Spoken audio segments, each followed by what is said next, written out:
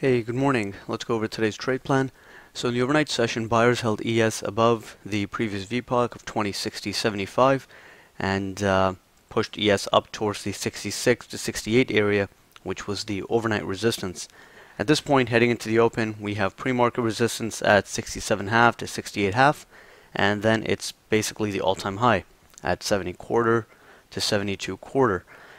And so far overnight, the other markets have held up okay, but they are still relatively weak compared to the S&P. So S&P has been and is the strongest market.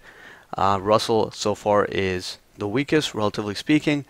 And heading into the open, even though buyers are in control, we will have to watch the price action off the open to see if there's still enough upside left to justify going long at these upper prices, because so far we're running on extremely light volume, about half of the typical average volume, and there simply may not be enough range potential to justify getting long at an aggressive price. So similar to Friday, where the market opened around 2070, 71, and there wasn't that much upside potential, and it was risky for buyers to enter there, and we ended up getting a pullback. Today is a bit of a similar situation, except it's not quite as risky as Friday. Friday was, first time up. Now the market has had a chance to consolidate and balance a bit, and the other markets are relatively weak, but they can play catch up. So today the bias heading into the open is cautiously bullish, where the market can continue, but the upside potential could still be fairly limited. So unless we can get good trade location, it still makes sense to play defense and be very careful in this market. On the downside, we have pre-market support 64.25. Holding above that level or balancing above that level could lead to a upside breakout, whereas a break below 64.25 would bring the previous VPOC and the gap fill into play. So 60.75 to 61.75, that's still an area that buyers can defend, and the bias can be bullish as long as the market is holding above the 60.75 to 61.75 area. And if we break that initial support zone, then the entire bias on the day could shift, and we could be looking at a retest and potentially even a break of Friday's lows, 54.75 to 56, for a move down to the 50.52 area. Now, volume would have to pick up in order for something like that to happen, because if volume remains low the way it has been overnight, if we continue running on 50 to 60% of the average volume, then there's not going to be enough range potential even on the downside to lead to any big move. Then the market can just remain more or less range bound. The economic calendar is light.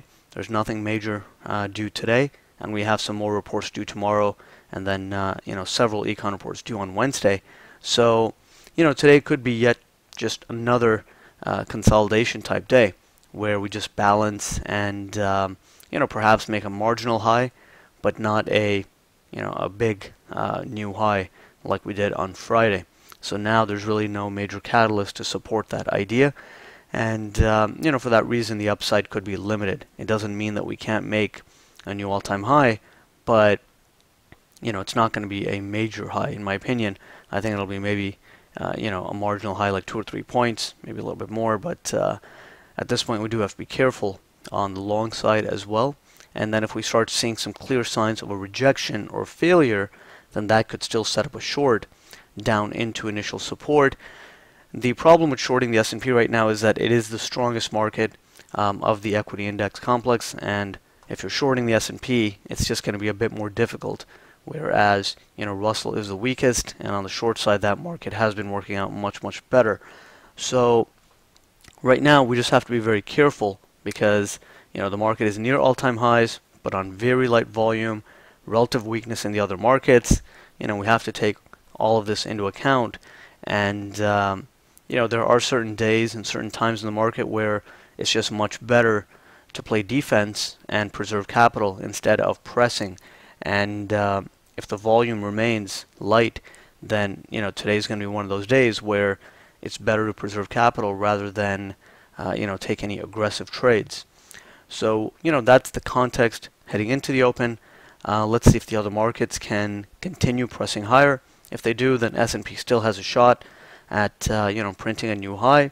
But if we start seeing some struggle in the other markets and we see some selling coming in, then we could just balance within Friday's range and just continue consolidating. So those are our main thoughts heading into the open. Let's see how well the buy side holds it up, and we'll take it from there.